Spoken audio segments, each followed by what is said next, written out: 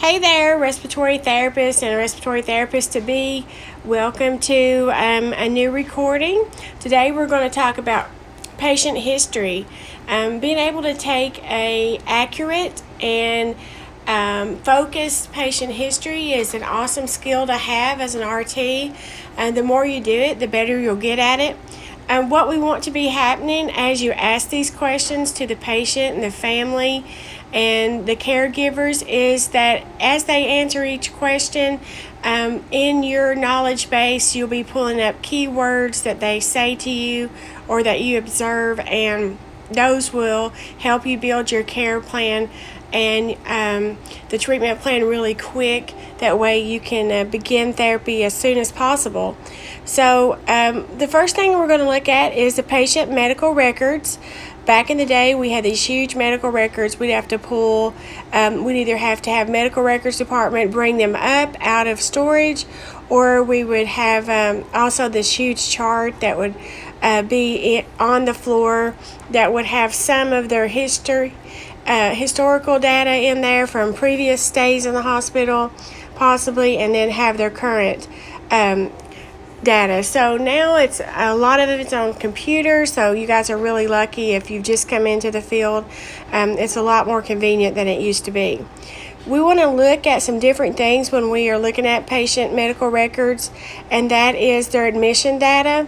Have they had previous admissions? It's really important right now.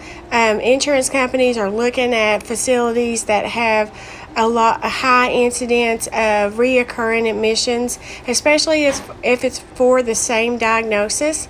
So if you have a COPD patient that's coming in and out of the hospital several times a year, that is a flag to say that they probably need some more education and a clearer care plan and some different medication to help keep them out of the hospital and keep their pulmonary hygiene at an increased level, and just educate the entire group that's caring for them, whether it be a spouse and home health nursing, or siblings, or their children may be helping. They all need to know the importance of making sure that patient does their therapy regimen, that there's no gaps in care.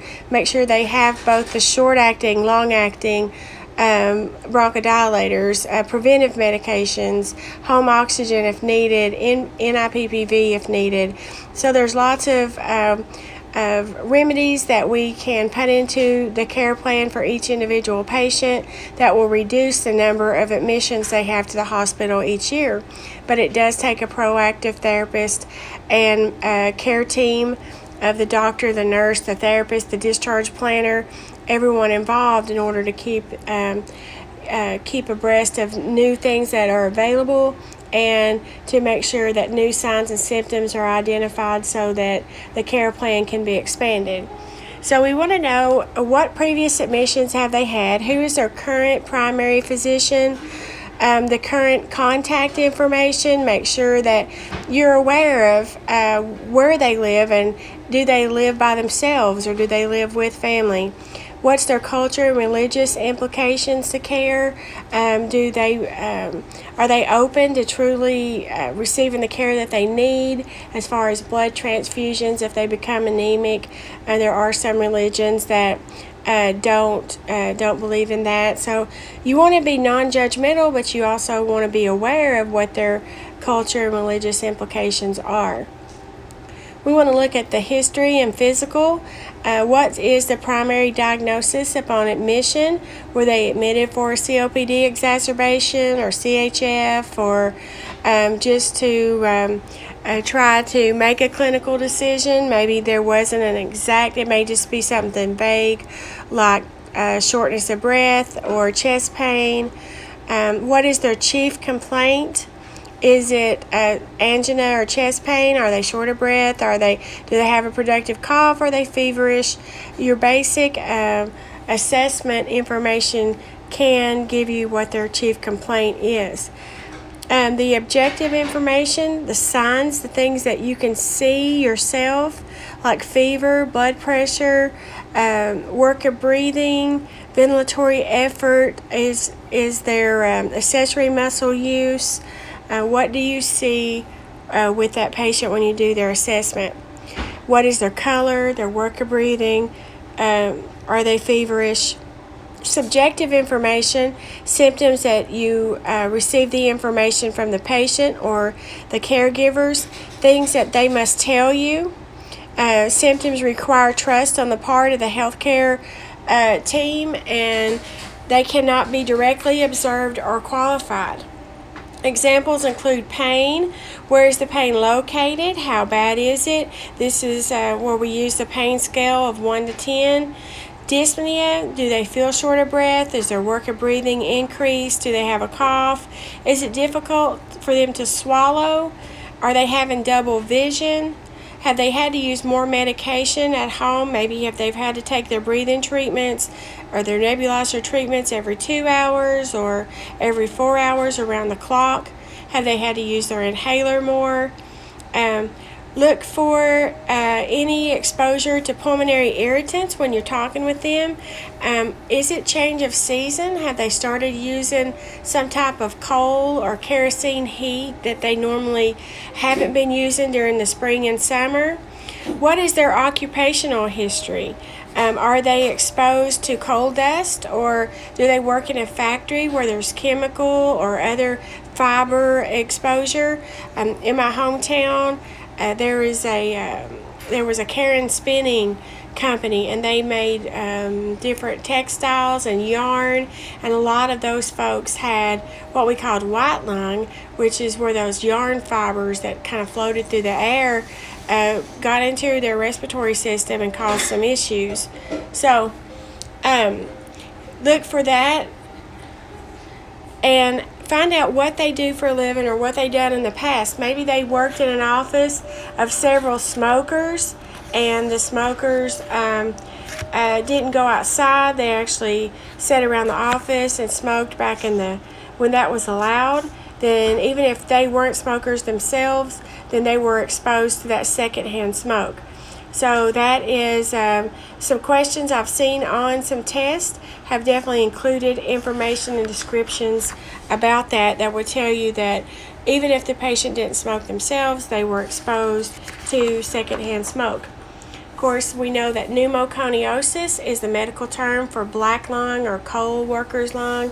If they worked on or in the coal mines, maybe they've driven a coal truck or anything to do with that type energy source that emits a dust or some type of chemical exposure. Some of our military folks have been exposed to some chemicals while they've served in the military, and that may cause some respiratory issues. The living environment is very important. Do they live by water? Do they live by stagnant water? We know sometimes that causes some fungus to grow in the lungs if mold spores are inhaled. Do they live in the city where there's a lot of smog, or there's a lot of factories that emit some type of smoke into the air that may not be clean? If they live by an airport, sometimes that can make a difference. If they live with a lot of animals or in an unclean environment, maybe they have an animal they're allergic to. A lot of people get attached to their cats and then realize, oh my goodness, every time I get around this cat, then I have an allergic reaction with coughing, sneezing, end up with sinus issues, which turns to pneumonia, and they have to say goodbye to their beloved pets. Birds in the house is something that some people enjoy having, but definitely exposes them to some potential restrictive lung diseases.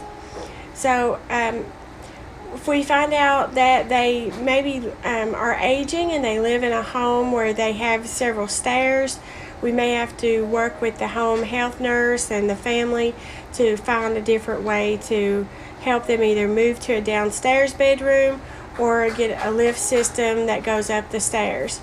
So we want to look at what are their physical difficulties, and the only way to really get to the bottom of that is to talk with them, take the time to have these discussions so you can help them have the best quality of life as possible. We talked a little bit about smoking. We need to know, is the patient a smoker, or have they lived in a home with a smoker? We have first-hand smoke, where the patient actually smokes themselves. Second-hand smoke, where the person is exposed to smoke in the home or in the office or wherever they go during their day. And third-hand smoke, when they live with someone who, even though they smoke outside, that may still be on their clothes. Or if they are smokers themselves, we can calculate their pack years. We do that by asking the number of years that they smoked and multiply that by the number of packs per day, and that gives their pack years. If that number is over 40, they're nearly guaranteed to have COPD. So that puts them at very, very high risk if they have a number over 40, and some reference material may even say 30. So you do need to know what they smoke. Do they smoke cigars, cigarettes, pipe? If they have been chronic marijuana smokers, I've seen reference material that says 1 marijuana cigarette is equal to 9 regular cigarettes. So that would definitely explain some of the COPD symptoms that they might be having. We need to know, what are their prior illnesses, what are their prior injuries, have they been involved in any type of accident in the past, how many surgeries have they had, anything significant there. What are their current vital signs? Do they measure their vital signs at home, and what have those been running? Do they have a home oximeter? Maybe we could ask them what their oxygen level has been running at home at different times of the day. Do they have current medications that they use? We need an accurate list of that. There is a question I've seen on some tests that ask if you can't get the information about home medication use from the patient because they might be not in a cognitive state that they're able to answer questions, or they may be intubated when they come into the emergency room, or whatever reason that they can't answer their health history questions themselves, then you need to ask the caregiver or the family that's there with them what the medication history is and what the current medications are, as well as what the health history is. So some progress notes that we need to look for is any reactions to medication. When I was a student in respiratory school, they sent me to the cath lab to observe a cardiac cath, and it was noted in the chart that the patient was allergic to cardiac cath dye. And I just happened to ask the cardiologist that was getting ready to do the cath what he used if they were allergic to the dye, and he kind of looked at me odd, and he was like, why do you ask? And I'm like, because it says she's allergic to cardiac cath dye, and he was unaware of that, so he had to do some change of plans. And so I'm really glad I asked that question, but you never know what the patient is allergic to. We know that we can use a certain substance our entire life, and all of a sudden we can become allergic to it. Latex is something I used for years, and then I started to, when I would put my gloves on, my regular gloves, my hands would break out, my eyes would water, and I realized that I'm now allergic to latex. So watch for those. You need to know what those are. What are the room for improvement that the patient might have? Do we need to improve their pulmonary hygiene? Do we need to re-educate them about how to clean their equipment and when to switch out their disposables and things like that? Do we need to assess and see if they need home oxygen at home, either while they're sleeping or during the day or 24 hours a day or with activity? We need to do those assessments while they're there, and that'll just improve their quality of life. So make sure that you have a physician order. If you don't have a direct physician order, then make sure you have a therapist-driven protocol to cover any therapy that you initiate. Therapist-driven protocols are proven to help improve clinical outcomes.